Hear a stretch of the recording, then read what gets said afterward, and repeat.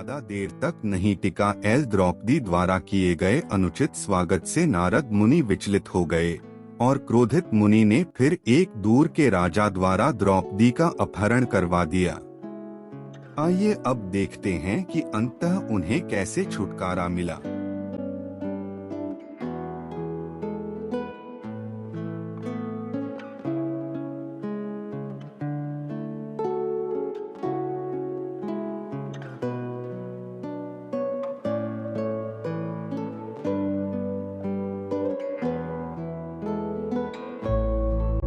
कुरुक्षेत्र के विनाशकारी युद्ध के बाद दोनों पक्ष पूरी तरह से टूट चुके थे। कृष्ण अपने राज्य द्वारका लौट गए, जबकि पांडव भारी मन से हस्तिनापुर वापस आ गए। युद्ध ने भारी तबाही मचाई थी। न केवल अनगिनत जाने गईं, बल्कि परिवार भी बिखर गए और अपने पीछे गहरा दुख और शोक छोड़ गए। विभिन्न परंपराओं में यह कहा जाता है कि कृष्ण ने शक्तिशाली राजा जरासंध को हराकर अपनी असीम शक्ति का प्रदर्शन किया था। किंवदंतियां उनके विशाल प्रभाव और विवाहों के माध्यम से बने अनेक गठबंधनों का भी वर्णन मिलता है, जो विभिन्न क्षेत्रों में उनकी राजनीतिक शक्ति और दैवीय सत्ता का प्रतीक को बतलाती हैं। इस बीच युधिष्ठिर हस्तिनापुर के सिंहासन पर आसीन हुए। उन्होंने बुद्धिमानी और धर्मपरायणता के साथ शासन किया और कुशल प्रशासन सुनिश्चित करने के लिए अपने भाइयों को जिम्मेदारियां सौंपी। उनके सामूहिक शासन में राज्य समृद्ध हुआ और लोग अपेक्षाकृत शांति और संतोष के साथ रहने लगे। हालांकि शांति शायद ही कभी परमानेंट रहती हो। एक दिन नारद मुनि लंबे समय की तपस्या के बाद अर्जुन के महल में पधारे। तपस्या के कारण उनका रूप बदल चुका था, लंबे बाल और दाढ़ी, जिससे उन्हें आसानी से पहचानना मुश्किल था। उनके आगमन पर द्रौपदी उन्हें पहचान नहीं पाई और अनजाने में उन्होंने उनका पारंपरिक स्वागत नहीं किया। अपमानित महसूस करते हुए नारद अप्रसन्न हो गए और उन्होंने द्रौपदी को सबक सिखाने का निश्चय किया, क्योंकि उन्हें द्रौपदी का व्यवहार अहंकार का संकेत लगा। नारद मुनि के पास एक दैवीय शक्ति थी, जिससे वे बहुत ही कम समय में दूर दराज के स्थानों में सहजता से यात्रा कर सकते थे। ऐसी ही एक यात्रा के दौरान वे एक ऐसे राजा की तलाश में निकल पड़े जो अपनी सुंदरता और कामवासना के प्रति कमजोरी के लिए जाना जाता हो। एक दूर के पृथ्वी पर अंततः उन्हें एक शक्तिशाली राजा मिला, जिसका चरित्र निम्न मूल्यों और सुंदर स्त्रियों के प्रति अत्यधिक आसक्ति से भरा हुआ था। नारद उस राजा के पास पहुँचे और उसे द्रौपदी का एक चित्र दिखाया।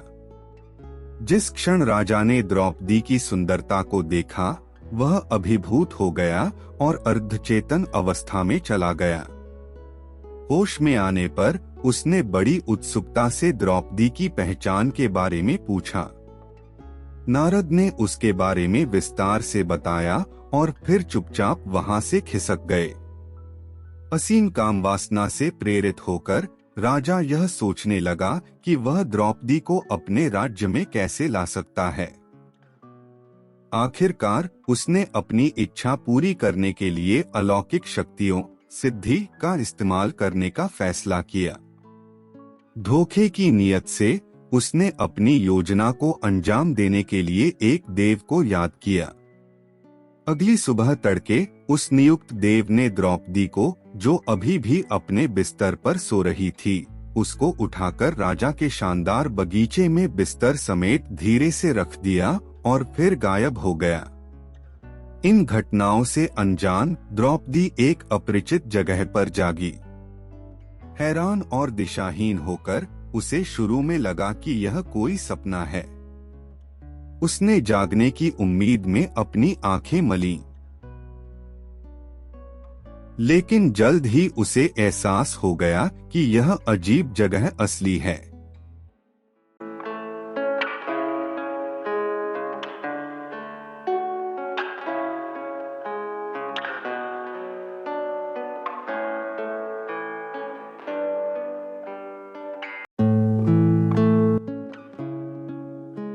राजा द्रौपदी के पास आया और बोला, किसी भी भ्रम में मत रहो।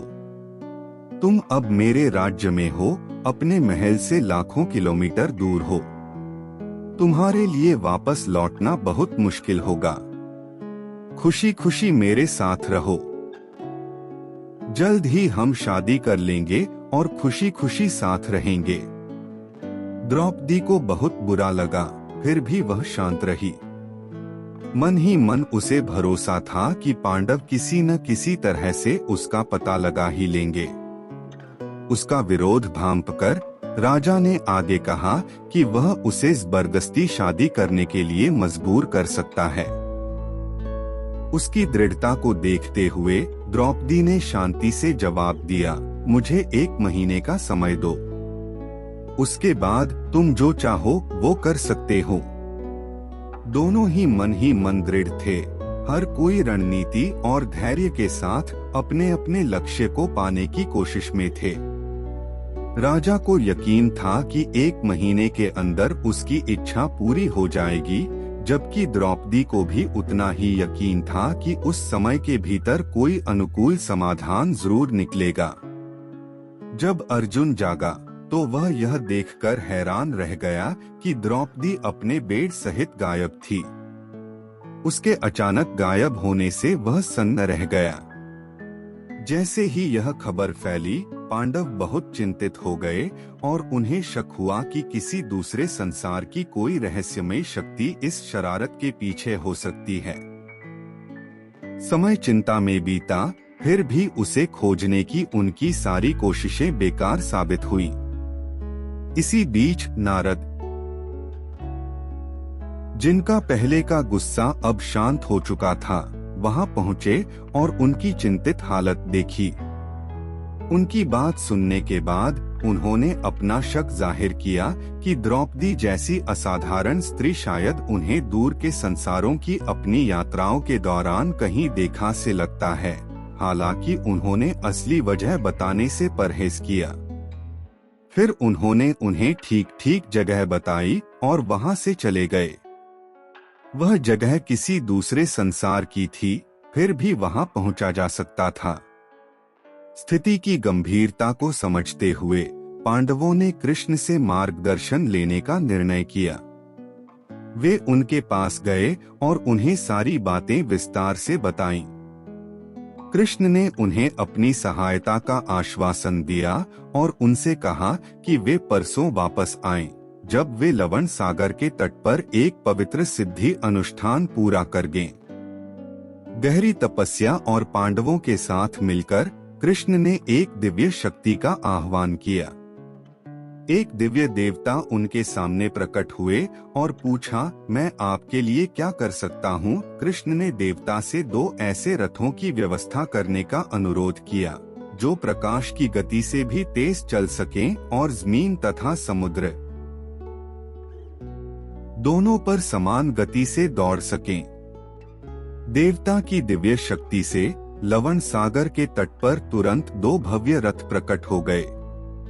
जाने से पहले देवता ने कहा कि अपना कार्य पूरा होने के बाद रथों को उसी स्थान पर छोड़ देना, वे उनके पास वापस लौट आएंगे।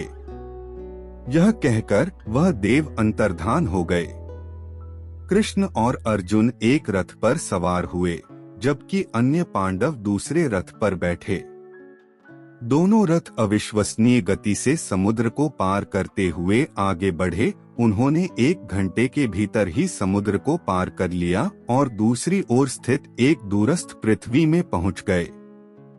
जैसे ही उन्होंने उस धरती पर कदम रखा, भीम ने एक जोरदार गर्जना की, जिसकी गूंज दूर दूर तक फैल गई। वह राजा, जिसने द्रौपदी को अपनी हिरासत में रखा हुआ था, उस भयानक आवाज को सुनकर भय से कांप उठा। थर-थर कांपते हुए वह द्रौपदी के चरणों में गिर पड़ा और अपने प्राणों की भीख मांगने लगा। उसने द्रौपदी से विनती की कि वह उसे पांडवों से बचा ले।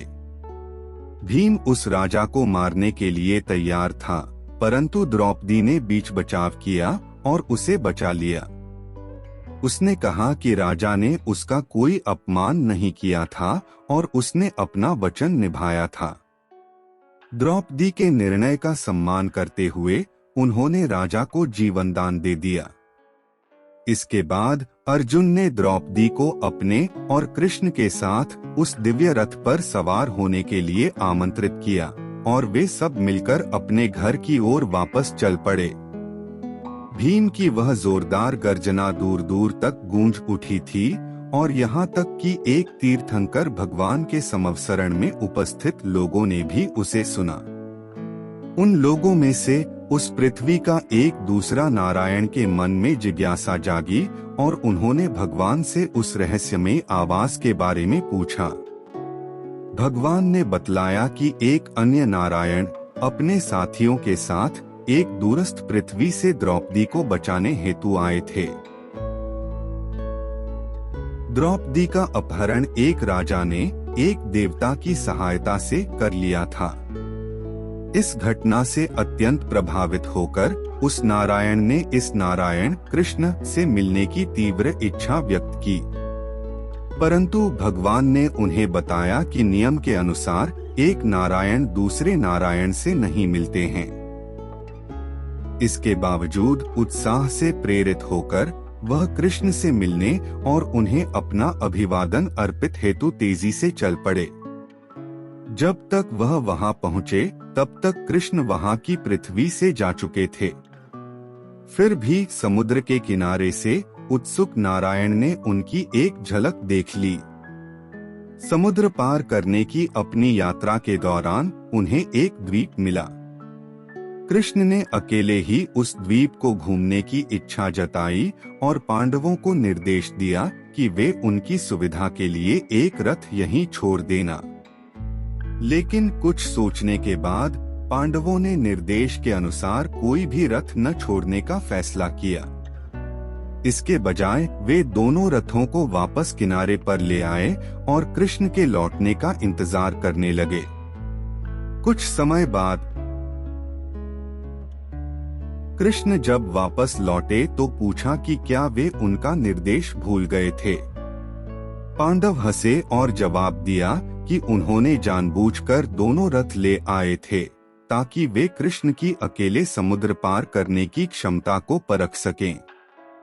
यह सुनकर कृष्ण बहुत क्रोधित हो गए।